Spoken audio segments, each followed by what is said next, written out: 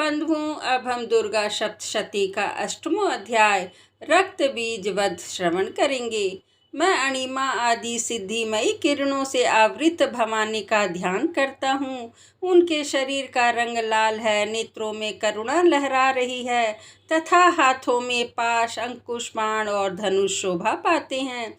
ऋषि कहते हैं, चंड और मुंड नामक दैत्यों के मारे जाने तथा बहुत सी सेना का संहार हो जाने पर दैत्यों के राजा प्रतापी शुंभ के मन में बड़ा क्रोध हुआ और उसने दैत्यों की संपूर्ण सेना को युद्ध के लिए कूच करने की आज्ञा दी। वह बोला, आज उदयुद्ध नाम के 86 दैत्य सेनापति अपनी सेनाओं के साथ युद्ध के लिए प्रस्थान करें।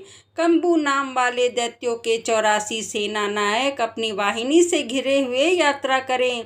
50 कोटि वीर्य कुल के और 100 धर्म कुल के असुर सेनापति अपनी आज्ञा से सेना सहित कूच करें। कालक, दोहार्द, मौर्य और काल के असुर भी युद्ध के लिए तैयार हों। मेरी आज्ञा से तुरंत प्रस्थान करें। भयानक शासन करने वाला असुर राज शुंभ इस प्रकार आज्ञा दे सहस्त्रों बड़ी बड़ी सेनाओं के साथ युद्ध के लिए प्रस्थित हुआ। उसकी अत्यंत भयंकर सेना आती देख चंडिका ने अपने धनुष की टंकार से पृथ्वी और आकाश के बीच का भाग गुंजा दिया। राजन, तदंतर देवी के सिंह ने भी बड़े जोर जोर से दहाड़ना आरंभ किया। फिर अंबिका ने घंटे के शब्द से उस ध्वनि को और भी बढ़ा दिया। धनुष की टंकार, सिंह की दहाड़ और घंटे की ध्वनि से संपूर्ण दिशाएं गूंज उठी। उस भयंकर शब्द से काली ने अपने विकराल मुख को और भी बढ़ा लिया और इस प्रकार वे विजयिनी हुई। उस तुमुलनाद को सुनकर दैत्यों की सेनाओं ने चारों ओर से आकर चंडिका देवी, सिंह तथा काली देवी को क्रोधपूर्वक घेर लिया। राजन, इसी बीच में असुरों की विनाश तथा देवताओं के अभ्युदय के लिए ब्रह्मा, शिव, कार्तिकेय, विष्णु तथा इंद्र आदि देवों की शक्तियाँ, जो अत्यंत पराक्रम और बल से संपन्न थी, उनके शरीर से निकलकर उन्हीं के रूप में चंडिका देवी के पास गईं। जिस देवता का जैसा रूप, जैसी वेशभूषा और जैसा वाहन है, ठीक वैसे ही साधनों से संपन्न हो उनकी शक्ति असुरों से युद्ध करने के लिए आई। सबसे पहले हंस युक्त विमान पर बैठी हुई अक्षसूत्र और कमंडल से सुशोभित ब्रह्मा जी की शक्ति उपस्थित हुई, जिसे ब्रह्माणी कहते हैं। महादेव जी की शक्ति वृषभ पर आरूढ़ हो, हाथों में श्रेष्ठ त्रिशूल धारण किए, महानाग का कणंग पहने, मस्तक में चंद्र रेखा से विभूषित हो वहां आ पहुंची। कार्तिकेय की शक्ति रूपा जगदम्बिका उन्हीं का रूप धारण किए हुए श्रेष्ठ मयूर पर आरूढ़ हो, हाथ में शक्ति लिए दैत्यों से युद्ध करने के लिए आई। इसी प्रकार भगवान विष्णु की शक्ति गरुड़ पर विराजमान हो, शंख, चक्र, गदा, शांग, धनुष तथा खड़ग हाथ में लिए वहां आई। अनुपम यज्ञ वाराह का रूप धारण करने वाली श्री हरि को जो शक्ति है, वह भी वाराह शरीर धारण करके वहां उपस्थित हुई। नारसिंह शक्ति भी नरसिंह के समान शरीर धारण करके वहां आई। उनकी गर्दन के बालों के झटके से आकाश के तारे बिखरे पड़ते थे। इसी प्रकार इंद्र की शक्ति वज्र हाथ में लिए गजराज ऐरावत पर बैठकर आई। उसके भी सहस्त्र नेत्र थे। इंद्र का जैसा रूप है वैसा ही उनका भी था। तदंतर उन देव शक्तियों ने घिरे हुए महादेव जी ने चंडिका से कहा, मेरी प्रसन्नता के लिए तुम शीघ्र ही इन असुरों का संहार करो। तब देवी के शरीर से अत्यंत भयानक और परम उग्र चंडिका शक्ति प्रकट हुई, जो सैकड़ों गिदड़ियों की भांति आवाज करने लगी। उस अपराजिता देवी ने धूमिल जटा वाले महादेव जी से कहा, भगवान, आप शुंभ निशुंभ के पास दूत बनकर जाइए।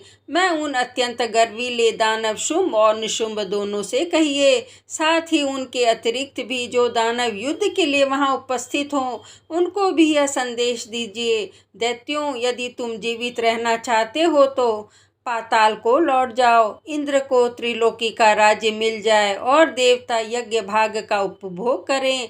यदि बल के घमंड में आकर तुम युद्ध की अभिलाषा रखते हो तो आओ, मेरी शिवाएं योगनियां तुम्हारे कच्चे मांस से तृप्त हों। चूंकि उस देवी ने भगवान शिव को दूत के कार्य में नियुक्त किया था, इसलिए वह शिवदूती के नाम से संसार में विख्यात हुई।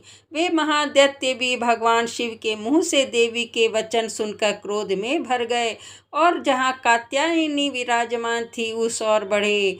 तदंतर वे दैत्य अमर्ष में भरकर पहले ही देवी के ऊपर वाण, शक्ति और वृष्टि आदि अस्त्रों की वृष्टि करने लगे।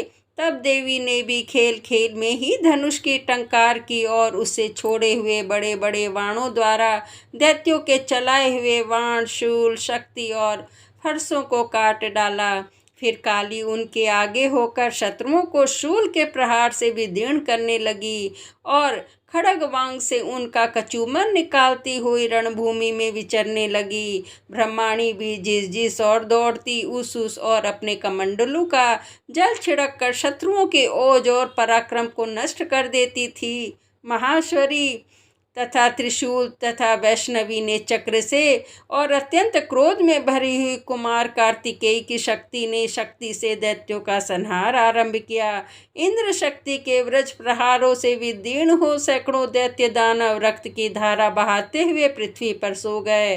वाराही शक्ति ने कितनों को अपने थुथुनों की मार्ग से नष्ट किया, दाढ़ों के अग्रभाग से कितनों की छाती छेद डाली तथा कितने ही दैत्य उनके चक्र की चोट से विदीर्ण होकर गिर पड़े। नारसिंह भी दूसरे महादैत्यों को अपने नखों से विदीर्ण करके खाती और सिंहनाद से दिशाओं एवं आकाश को गुंजाती हुई युद्ध क्षेत्र में विचरने लगी। कितने ही असुर शिवदूती के प्रचंड अट्टहास से अत्यंत भयभीत हो पृथ्वी पर गिर पड़े और गिरने पर उन्हें शिवदूती ने उस समय अपना ग्रास बना लिया।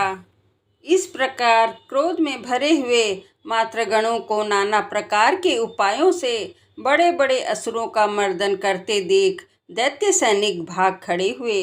मातृगणों से पीड़ित दैत्यों को युद्ध से भागते देख रक्त बीज नामक महादैत्य क्रोध में भरकर युद्ध करने के लिए आया। उसके शरीर से जब रक्त की बूंद पृथ्वी पर गिरती तब उसी के समान शक्तिशाली एक दूसरा महादैत्य पृथ्वी पर पैदा हो जाता। महासुर रक्त बीज हाथ में गदा लेकर इंद्र शक्ति के साथ युद्ध करने लगा। तब इंद्री ने अपने वज्र से रक्त बीज को मारा। वज्र से घायल होने पर उसके शरीर से बहुत सा रक्त चूने लगा और उससे उसी के समान रूप तथा पराक्रम वाले योद्धा उत्पन्न होने लगे। उसके शरीर से रक्त की जितनी बूंदें गिरी उतने ही पुरुष उत्पन्न हो गए। वे सब रक्त बीज के समान ही वीर्यवान, बलवान तथा पराक्रमी थे।